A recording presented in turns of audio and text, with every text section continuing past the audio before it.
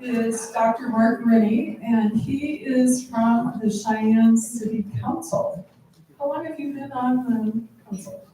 I am starting at 27 years. Whoa, so. Well, I think Cheyenne looks pretty good for the influence. So he is going to talk about how city law, ordinances, whatever you want to call it, is going to try to adapt to what we believe in doing. So I think this is going to be pretty hard. Sorry. Everybody here okay with the look online? All right. I'm going to give you a lot of background. I had a brunch with Mark and Barb and Jack Palma, who Jack brought me into sometime last spring, and just talking about what some of their concerns, and then I talked a little bit about what the city was doing and trying to work on. And so then subsequently sometime last fall, Jack asked if I would present here on what the city's generally was trying to do and maybe what changes we were looking at making for landscaping requirements. And I'm going to start out by giving you some background and where the city started and kind of did we evolve from there. And I don't know that I have a lot of real specific details, but I can kind of give you an idea. Then I'll be more than happy to answer questions if I can when I get done. So I moved to Cheyenne in 1987. I grew up in Lincoln, Nebraska. Lincoln is a university town, pretty progressive. And they were always, their position on parks is just part of the heritage they leave. So they were always expanding parks. They were building greenways. They were doing landscaping. And when I moved to Cheyenne, I didn't see any of that. And so I started asking, why aren't we doing any of this? And, why are we doing greenways? And I think at that time, the Sam's Club was just recently built. And I don't know, those of you that are old like me, if you remember, they were just like asphalt right up to the concrete block. There was like no landscaping at all.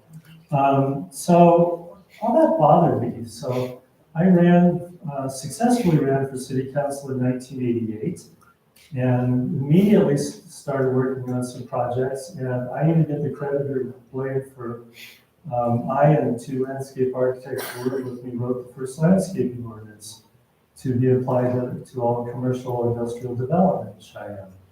And at the time, I was thinking, moving out here from an area that had 3 times as much rain, and I hadn't sunk into me yet. I was thinking, I want to remake Cheyenne into the Midwest. I want landscaping everywhere, and trees everywhere, and flowers. So that was my goal. And at the time, again, if you look at Lincoln Way to the east of downtown, that's pretty much, even now, there's no landscaping or little landscaping there. It's sidewalk right up to the building. And that's what we were getting. So with the Dell Range corridor wasn't fully developed yet. So when we wrote that landscaping ordinance, we were thinking, we're not going to have Dell Range and North Yellowstone look like what East Lincoln Way does. So that's, that was the position we had when we did that at the time. We had landscaping requirements. A certain percentage of your lot or your property when it was developed had to be grass. It couldn't be all landscape. You had to have trees planted. And I don't remember what it was because like I said, I originally did that in 1990 or so. If you guys are doing the math, and I said I was in my 27th year and I'm talking 1990, I did take a period off in the middle there. But we required trees to be planted every few feet. And that worked really well. And Cheyenne had, the water needs really, we didn't have a lot of water issues. I remember there was a period in the 90s where we had about 2 or 3 really dry years, And I and a couple of my colleagues on the council have talked to the Board of Public Utilities and said, shouldn't we start rationing water? I mean, it's been kind of dry the last couple of years. And they said, no, we have all the water that will meet all of our needs. We need to sell water. So that was the attitude. I mean, we're talking 30 years ago, but that was the attitude. Obviously, times have changed. You know, Cheyenne's grown, water, and my attitude has evolved over time, and I now realize my wanting to turn Cheyenne into, you know, the Midwest was kind of short-sighted. Water has become much more critical, as you've all read or heard. You know, there's concerns in the Upper Colorado River Basin, and that at some point we may be looking at having the amount of water that's available to us cut back.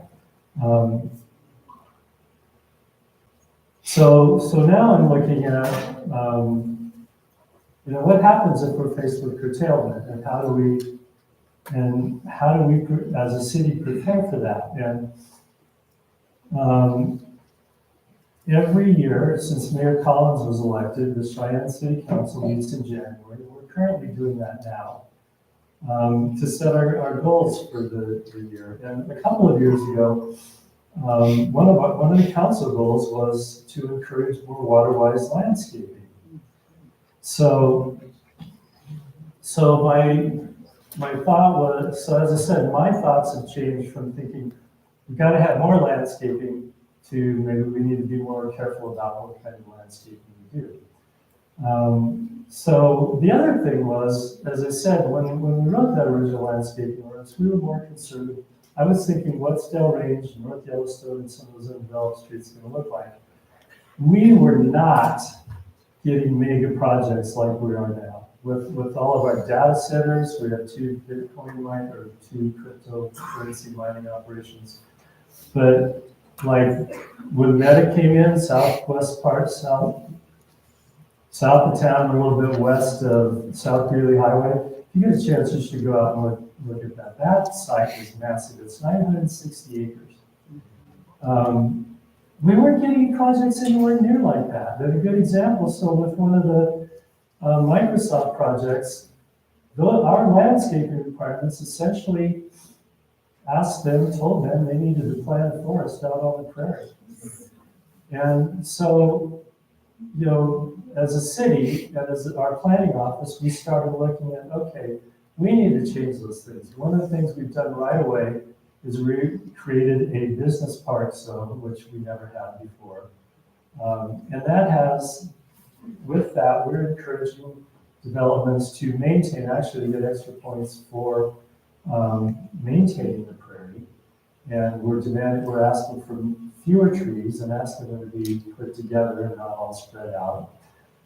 So we're just trying to reduce their water requirements and what they're spending, or what they're using in the way of water. We also have a point formula. When you go to apply for development, you want to get your building permits. The city planning office has a point formula, and some of it is facade changes, amount of coverage of the lot, and you get so many points, and window treatments, and we used to give them a point for grass, for lawn, bluegrass. We've now taken that away, and I think we're starting to give a point for native grasses, and we're trying to encourage the use of native plants wherever we can. Planning office has developed a list of recommended tree species for greater survivability and diversity. The Board of Public Utilities, you all know, finally started restricting water from 10 in the morning to 5 in the afternoon to minimize the loss due to evaporation. And I also want to say that as citizens, we have become much more careful with our water use. There we go, I was missing tape. In 2006, Cheyenne used 16,165 acre feet of water a year.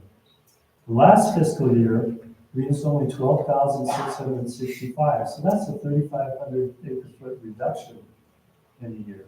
So, and that's significant. So some of the things the city has done in changing their attitudes has helped.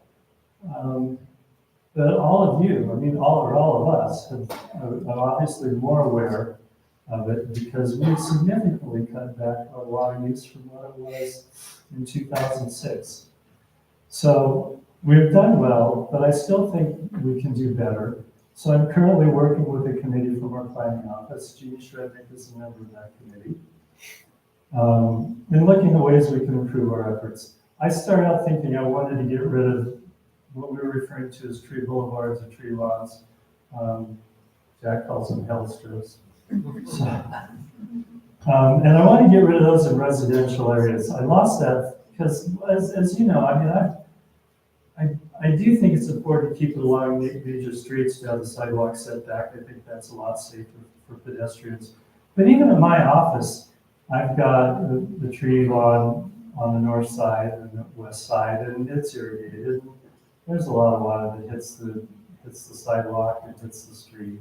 And I look at that and think, I'm still, careful as I am, I'm still wasting water. So I wanted to get rid of those in residential areas. I lost that fight to our city forester, who made an excellent point that it was important to keep street trees and keep the canopy along there.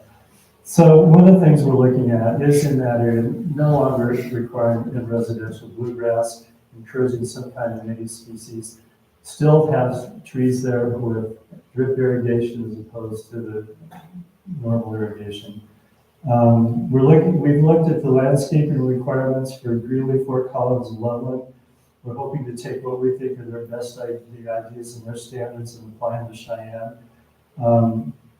We'll probably try and concentrate on the streetscape, the area next to the street, the perimeter treatments, concentrating on screening of parking, and the limitation of turf grass. And currently, actually, we don't encourage you to plant what we refer to as unusable turf grass. I mean, if you've got an area on your building that you want to have like a little kids playground or a little sports field, that's fine. But if it's just for decoration, we're now discouraging businesses from planting those. So we want to encourage native plantings. And as I said, drip irrigation of trees along the boulevards. And our goal is to improve the city's appearance through the use of well-designed landscaping, to conserve energy and water through our landscape designs, to provide appropriate screening for noise and site mitigation, and finally to shift the consciousness of the attitude within the city for good water-wise landscaping.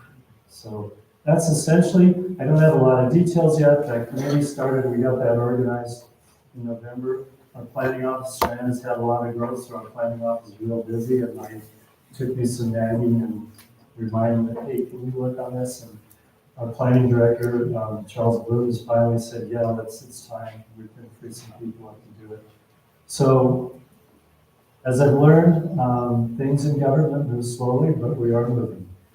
And so that's my report to you. I'd be happy to entertain any questions if I can answer them. If I can't, I'll see if I can get you an answer. But I'm just wondering if you're familiar with permeable hardscape? Because you're saying there's 960 acres out in that one place. And instead of just having cement, as you just said, your sidewalk is shedding water. Where when you have permeable hardscape, the water seeps into the ground. And if you're having that big of a parking lot or, that might be something to look into because that's keeping the water from not shedding. Right. Permeable hardscape. Right. Good suggestion. Thanks. Back over there. So are you going to stop the city people from mowing down people's meadows when they plant wildflowers? You mean in their yards? Yes. I have talked to, actually, after that brunch we had, I talked to somewhere, I think last summer, fall, I talked to the director of compliance and said, hey, I understand this is an issue. We should not be getting after people if they're finding native species in their yard. And he agreed with me, and he said, no, we have pretty much backed off on that. Now, that you have to realize that department's complaint driven. So if you have a neighbor that doesn't like your landscaping, can't help that. That's, they can call compliance and compliance will go out and check it. But what I was told was that if your yard looks like you kind of worked at it, designed it, intentionally planted it that way, as opposed to just letting the thistles and wild lettuce grow up, then he told me they would leave it alone. So if that isn't happening, let me know. But that's what I was told. Like that. Yeah. Can we sequester water from farmers? I am not sure. I thought we could, but I think we have an answer for it. Do we have an answer? So my name is Jeremy Manley. I'm part of the Audubon chapter, but I also work for the state of Wyoming for the Wyoming State Engineer's Office. The Wyoming State Engineer handles the permitting and beneficial use of waters within the state. Currently, in the state of Wyoming, you can collect water off of your roof for use without restriction. There's some, depending on size, you might want to come talk to us.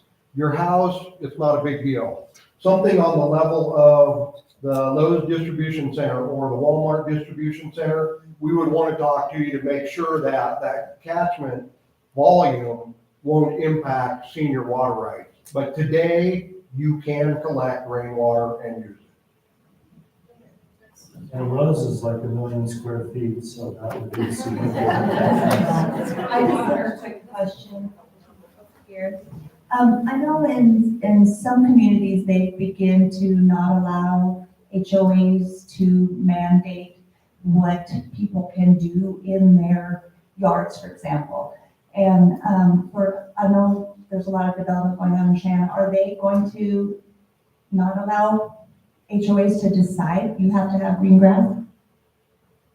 Currently, actually, I'm on the board for the Wyoming Association of Municipalities, and that was one of our resolutions that we passed last spring to try and get that change in the legislature, because there are HOAs in town that require bluegrass in your yard. And again, we don't think that's necessarily water wise. We could get a legislator to carry that bill. So HOAs are a private, essentially they're a contract between private landowners. And the city doesn't enforce HOAs. I mean, we've had people complain and say, our HO says this guy can't park this vehicle here, and he's still doing it.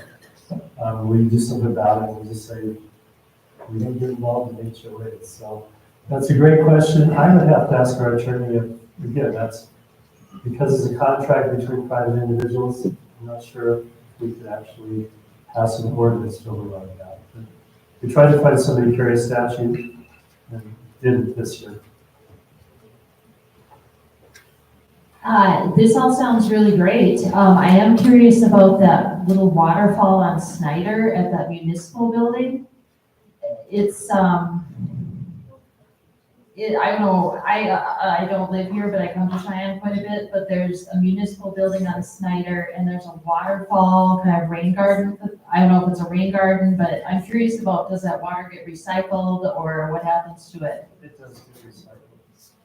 And I think that's actually the Board of Public Utilities going there. But the area, the landscaped area is water-wise zero-scaping type, and I think Habitat Humans helped with that. Yeah, they did do it. Right, and that water, as I understand it, is groundwater that it's just recycled completely. Yeah. The other thing the city has done, I don't remember the percentage now, but it's getting to be significant. We are using gray water on our parks, so not using treated water. Another question. I was wondering if there's anything that can be done about dead trees. There's a lot of dead trees in Cheyenne. Some are along streets, newly planted trees that did not survive the first year or two of being there. And there's a lot of dead trees on private property. Again, private property, I don't know that we have the ability into your property to take the tree down. So, as far as it, in the street, in the city right of way, we did pass an ordinance a couple years ago to, I mean, if you have a neighbor whose tree is a development or a developer whose tree has died, I know it applied to my office because I replaced a couple that died recently. They're supposedly have to go and replace those. But I don't think, it's not the first time we've been asked that, and I don't think we have the ability to compel somebody to take down a tree on their property. We have a comment about trees. Yeah, just, it's not about private property so much, but my name's Vicki here and I'm on the Audubon chapter board, and I work in the important bird areas. So we have 2 important bird areas in Cheyenne, Lions Park and Hereford Ground. And I've been working with the Lions Park people to not cut down some of the dead trees because they make good habitat for wildlife. So any of the trees that might fall down where people are, and that's a safety concern, they're gonna cut them down, right? And in some parts of the park, they may start leaving those dead trees because they're put to work. Just FYI.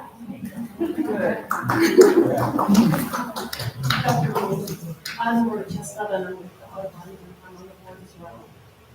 I'm sorry? Is that okay? Okay. So I have a question about the new senior center. I absolutely love the building, but the east side is just, to my mind, awful with all those rocks. How did that slip through the system?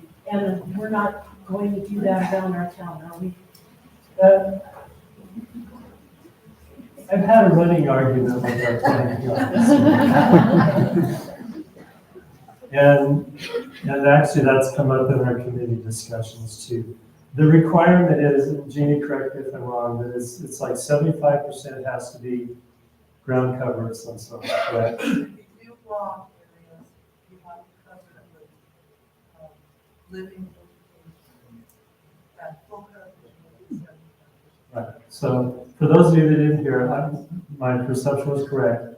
If you rock an area, and I mean, there's, the new tire store in Delray was rocked along there, and that's when I first started writing about it. You have to have it at full coverage. You have to have 75% coverage in there. So they're planting these little, fitzers or shrubs in there with the thought that they will have their 75% coverage when they mature. So, as I said, it's a living argument I'm having. Hi, Mark. We're talking about water-wise plants and all that stuff, but yet you guys planted cottonwoods along Nation Way. I'm wondering why that particular tree was used and how that's going to fit into your water-wise plan. Probably doesn't. You're disparaging our state tree. Sorry. But I mean, you could have, there's so many other trees you could have used. I know. And or cottonwoods, oh boy. Okay, so. Yeah, I know. Kind was we kind of dropped those from our list for fir trees. Hey, one more question. Hi, Dr. Rinne. I'm wondering when we are gonna bring local landscape companies and Boku and urban forestry and builders and the city and the county together to actually talk about what we're being asked to install. And the long-term thinking, I guess, side note, I prefer the rock because I know we're having a hard time getting maintenance companies to do the work. So I definitely prefer the rock to that. But when does everybody come together to discuss this, not just from a city view or a water view, but a practical as we're installing it and using it view? Thanks, Chris. That's a great question, and one that needs answered. I've been thinking about it, like I said, we're kind of in early stages of figuring out how we want to address and change the Uniform Development Code. And I thought at some point we need to bring in, a couple of builders. My experience has been when I want to do something, it's better to shop it around and get more input before I just get up there and try and manage it. So at some point I was thinking I needed to talk to some of the developers or like Southeast Wyoming home builders. But you bring up a really good point. I probably do need to talk to you and Esther and some of the other landscaping companies too. Am I out of time? You are out of time, but thank you. Thank you. I was worried I would be done in 5 minutes and we'd be just starting each other. Well, there are a lot of good questions, and I appreciate your finding time to come talk to us.